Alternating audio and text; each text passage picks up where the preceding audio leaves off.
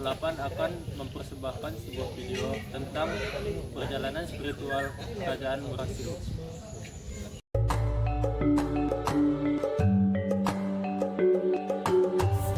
Dari Merah Selu menjadi Sultan Malikus Saleh.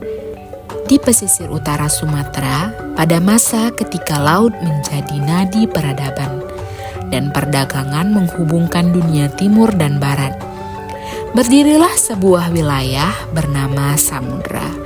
Wilayah ini dipimpin oleh seorang raja yang dikenal sebagai Merah Selu, penguasa yang disegani, pewaris tradisi lama dan simbol kekuatan politik setempat. Sebagai seorang raja, Merah Selu hidup dalam tatanan kepercayaan dan adat yang telah mengakar kuat.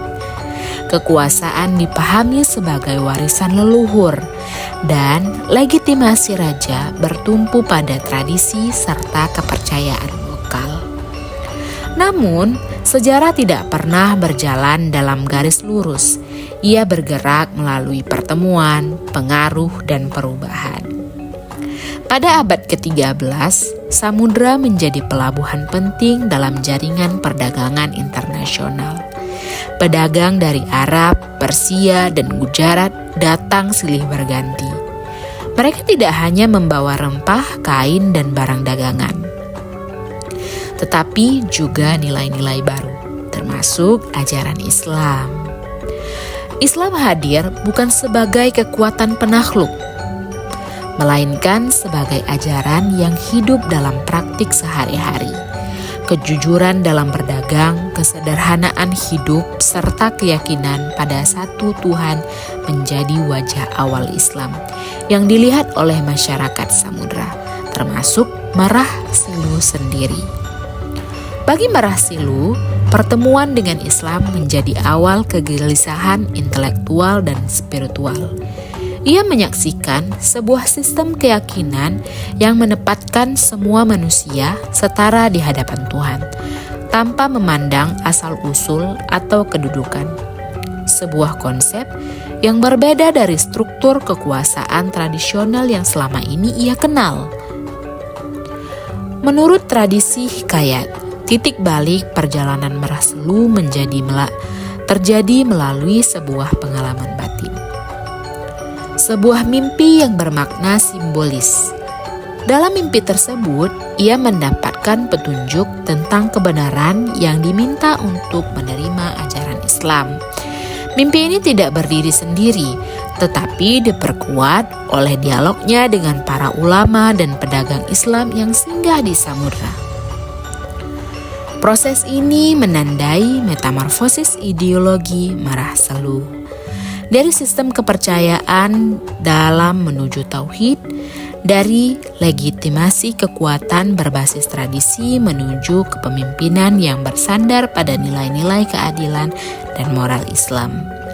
Ketika Merah Selu akhirnya memeluk Islam, perubahan tidak hanya bersifat personal, ia mengambil nama baru, yaitu Sultan Malikus Saleh.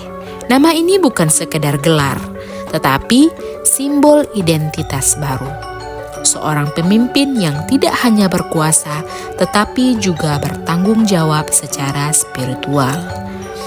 Dengan mengislamkan Merah Selu, berdirilah Kesultanan Samudra Pasai, yang dikenal sebagai kerajaan Islam pertama di Nusantara.